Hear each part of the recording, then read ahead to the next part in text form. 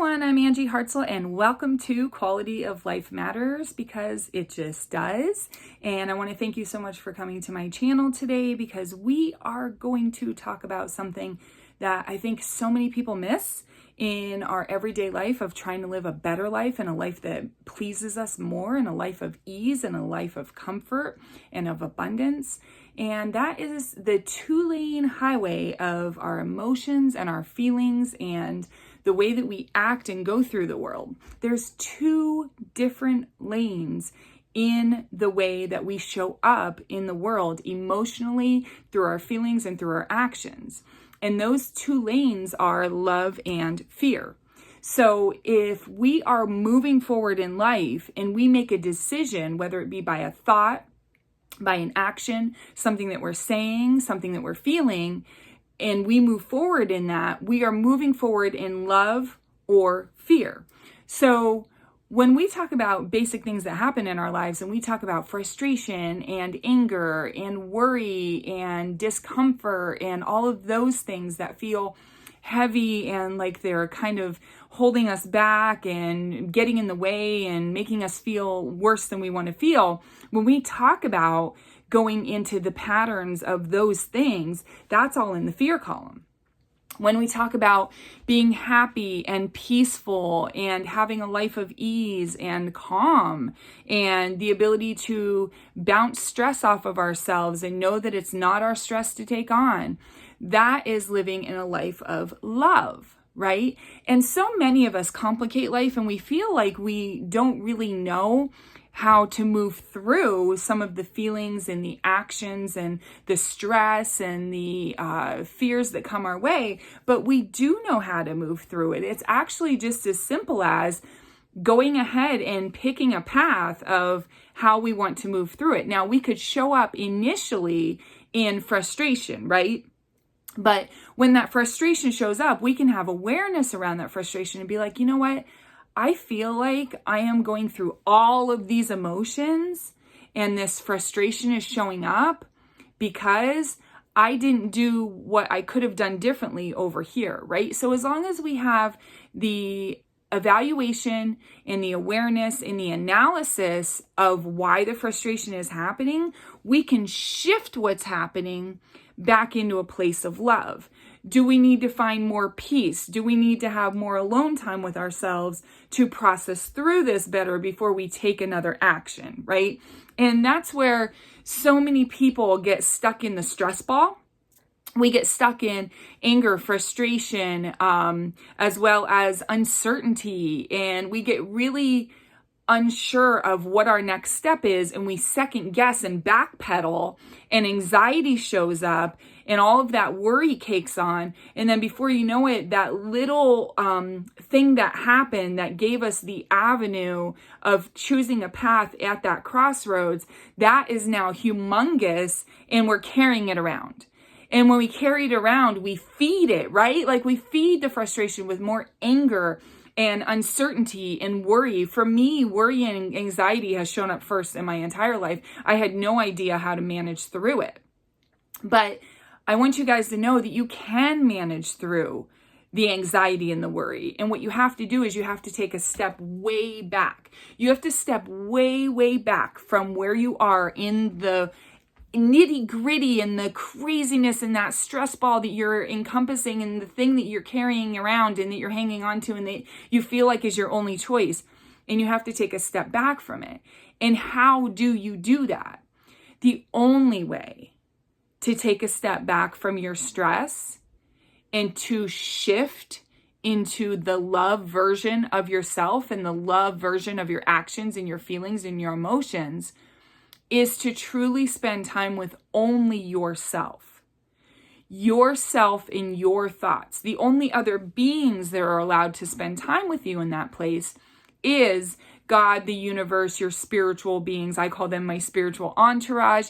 You want to make sure that no physical beings are going to make the decision that you need to make when you are choosing your fork in the road path after you've had an action that makes you feel like you're on the wrong path, okay? So you need to make sure that when you are analyzing and realizing that the frustration, anger, anxiety, uncertainty, worry, stress, whatever it is that you're feeling is too heavy and it makes you feel not good, that you will make the shift into the new path, the other path, the correct path for your soul.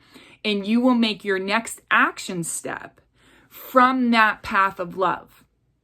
Now, when I talk about love, you're like, well, if I'm crying and I'm frustrated and I'm angry and I'm having all of these uprooted emotions and I'm facing a lot of things with my situation, how can I easily move into love? But the truth is, it takes more and more time and awareness for you to spend that quiet time with yourself and say, what is this?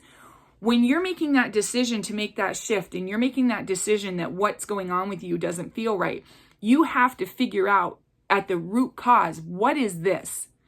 Is this my patterns that I go through with self-worth? Is this my patterns that keep showing up over who I am as a person? Is this my patterns that keep showing up that I am anxiety driven and it does not serve me? That was my path. I was anxiety driven and anger driven. I have such a past of anger. And I had to realize that that path was not serving me. But then I was like, well, geez, if this path isn't serving me, then what do I do now? I realized that this path wasn't serving me. What do I do now? Well, it was when I stepped into learning how meditation was my best way to reach God and the angels and the universal love. I had been praying for years of my life. However, I didn't have a deep feeling around prayer of connection to the higher universal beings, right? So that's God, Jesus, the angels, my spirit guides, my ancestors. I mean, anybody who is a spiritual being to me, all of the archangels, I call on the archangels all the time. Knowing who they were and who they were to me was what I needed to pull myself out of living in the fear lane of life and living more in the love lane of life. Okay. And it's not that hard to do once you start to do it and make it a regular thing. For me, when my anxiety and my worry bubbles up, when it shows up, when stress hits me, I have to have an evaluation process.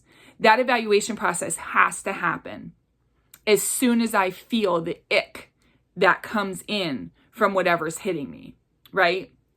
Once I have the evaluation process, then I'm like, okay, I need to spend time in my own energy with no other physical beings in my life, right? So now I'm spending time with me and I'm asking for guidance and I'm listening to meditations or just spending time in quiet and saying, what is happening with me?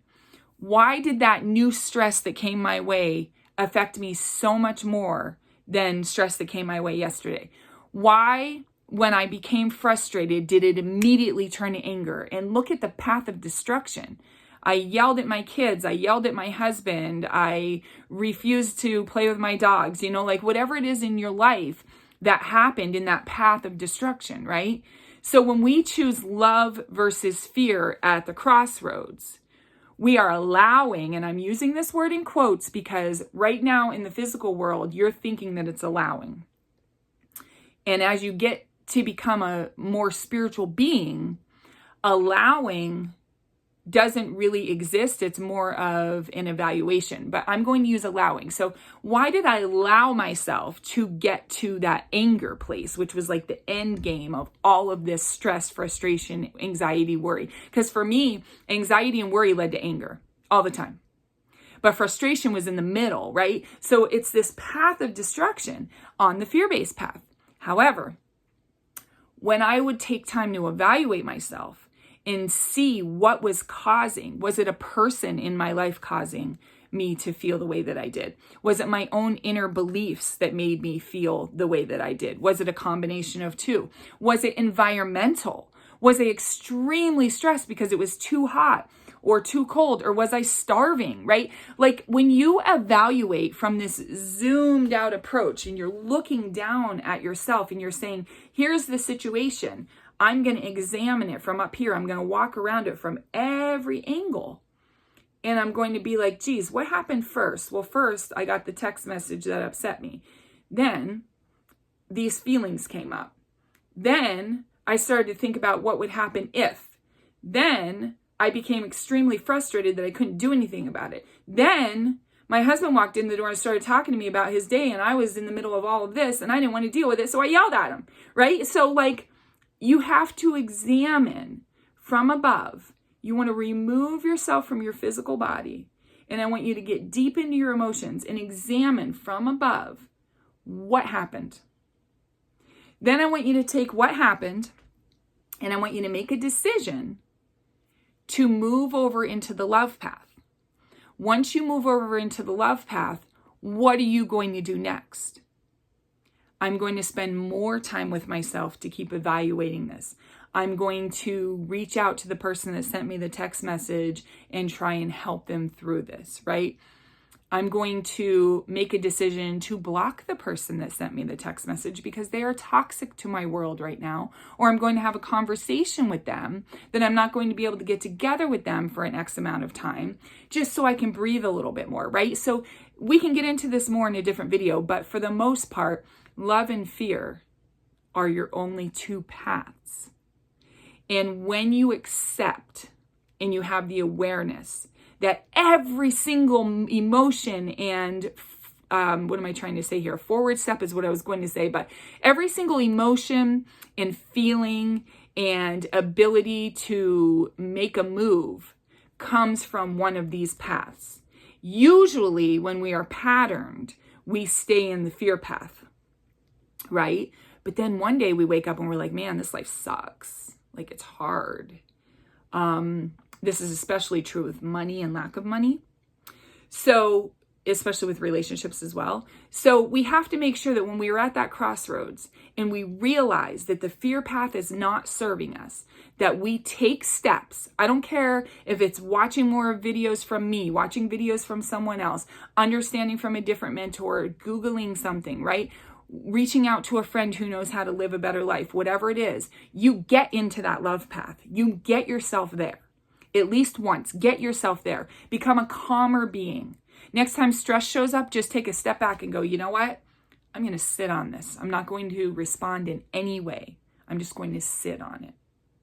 Just let me sit on it, right? That's a step in the love path. That's a step in the path of not being taken over by stress, right? So once we realize that these two paths are the only paths in life, we start to think differently about how we do things, how we show up, how we speak to people, how we serve people, how we show up for ourselves, how much self-love we give ourselves. And once we get to that better place, then this love path starts to become really comfortable. And being in this love path becomes really spiritual. And when you get into your spiritual self, which is your true self, your higher self, you're able to live a greater and more balanced life because that fear path shows up and you go, nope, not for me. I'm swiping left on that thing. I'm never going back, right? And when you stay in the love path, even when stress shows up, nothing really could change in your life for a little bit because there has to be like a actual acclimation period when you start to do this. But the same amount of stress could show up on Monday as it does on Tuesday. But on Tuesday, you're a different person. You're choosing a love path on Tuesday.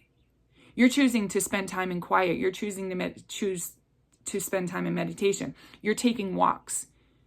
You're starting to exercise. You're starting to talk to a friend that lifts you up and doesn't tear you down.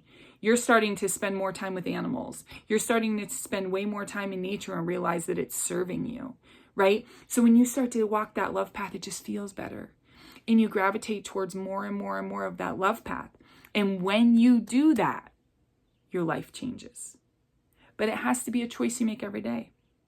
So I can't thank you enough for listening to this today. It was a message on my heart, and I want you to know that I'm always open to help you at qualityoflifematters.com because it just does. It matters so much. You should have a beautiful, lovely, ease-filled life.